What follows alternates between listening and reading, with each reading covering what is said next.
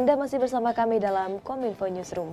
Pemirsa, Menko Marves Luhut Binsar Panjaitan bertemu tatap muka dengan pemilik Tesla Incorporation, Elon Musk, di Texas, Amerika Serikat. Dalam kunjungan kerjanya, Menko Marves memaparkan potensial Indonesia sebagai produsen bahan baku baterai kendaraan listrik. Menko Marves meyakini pertemuan ini mampu membawa Indonesia menjadi pemain kunci industri kendaraan listrik internasional.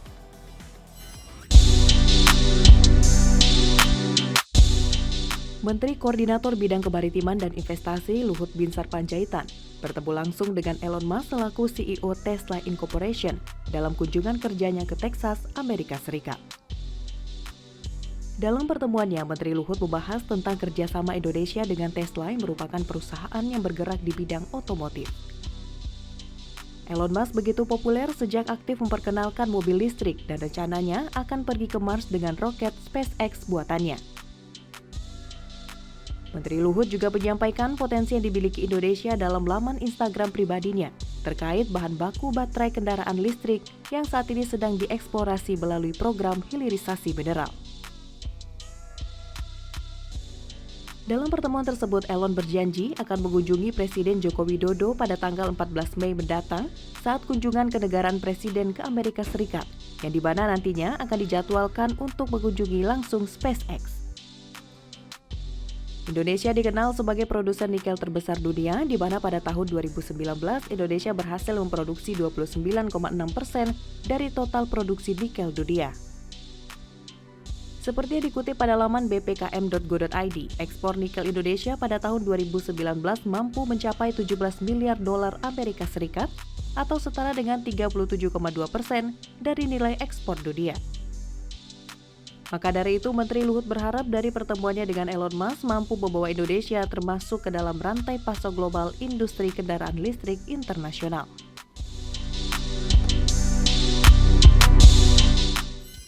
Dalam acara showcase dan business matching tahap kedua, Menteri Dalam Negeri Tito Karnavian menegaskan minimal 40% alokasi belanja barang dan jasa dalam anggaran pendapatan dan belanja daerah harus berasal dari produk UMKM.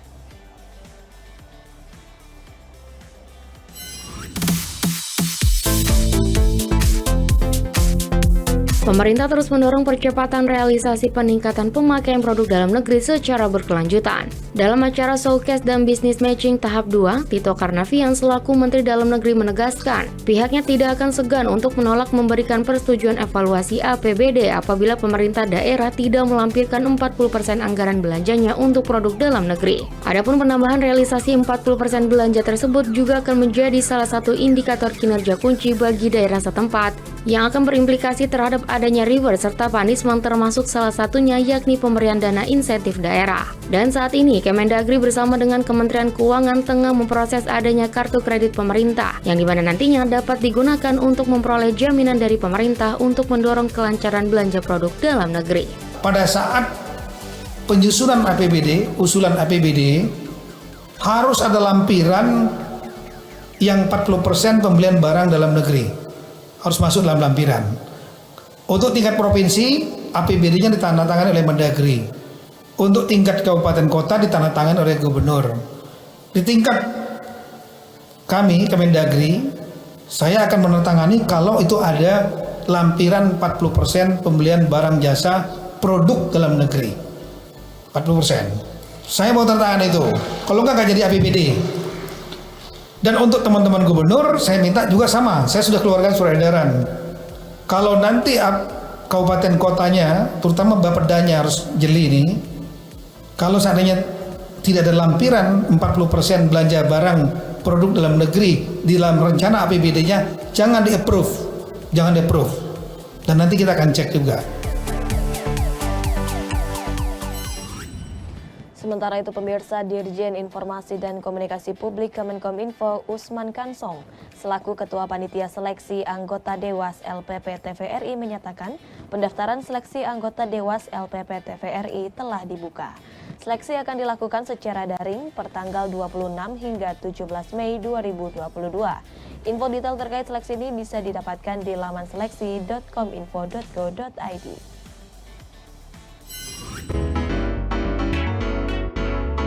Direktur Jenderal Informasi dan Komunikasi Publik Kemenkominfo Usman Kansong selaku Ketua Panitia Seleksi Anggota Dewan Pengawas LPP TVRI tahun ini menyatakan dalam laman siaran pers kominfo.go.id bahwa pendaftaran calon anggota Dewan Pengawas LPP TVRI tahun 2022-2027 akan dilaksanakan secara daring dan bisa mendaftarkan diri secara langsung melalui laman website seleksi.kominfo.go.id. Pendaftaran ini pun dibuka terhitung mulai dari tanggal 26 April sampai dengan 17 Mei 2022 mendatang.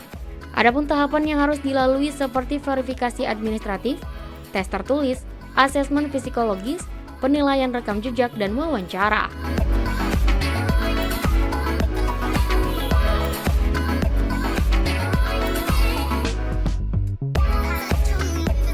Adapun anggota pansel tersebut dibagi berdasarkan kapasitas serta keahlian di bidangnya masing-masing, yang terdiri dari 8 orang yaitu Ismail, Julvan Lindang, JH Philip M. Gobang, Ezgi Suyanto, Retnal Kasali, Hermin Indah Wahyuni, dan Pinke Triputra. Menteri Pemberdayaan Perempuan dan Perlindungan Anak Bintang Puspayoga mengajak peran aktif masyarakat untuk melaporkan tindak kekerasan terhadap anak dan perempuan melalui layanan call center khusus. Masyarakat bisa menghubungi layanan Sahabat Perempuan dan Anak atau SAPA di nomor 021129 atau melalui WhatsApp di 081 11129 129.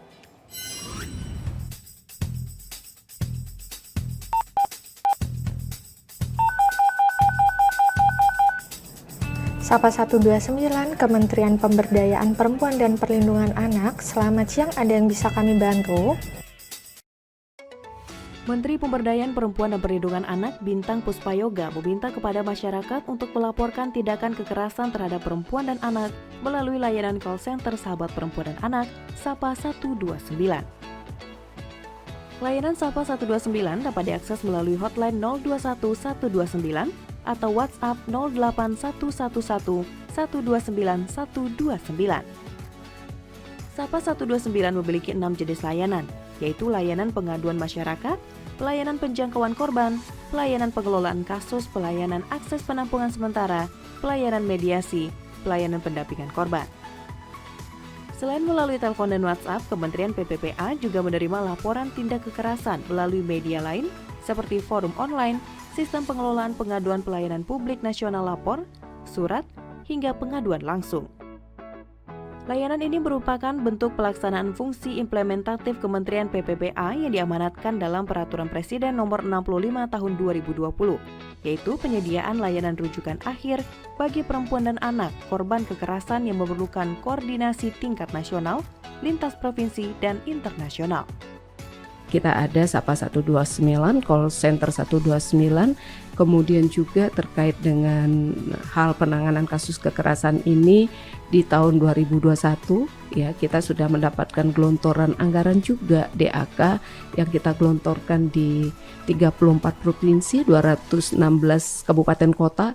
Tahun 2021 itu kurang lebih 101,7 miliar dan 2022 ini 120 miliar, yaitu adalah untuk pendampingan kasus-kasus kekerasan.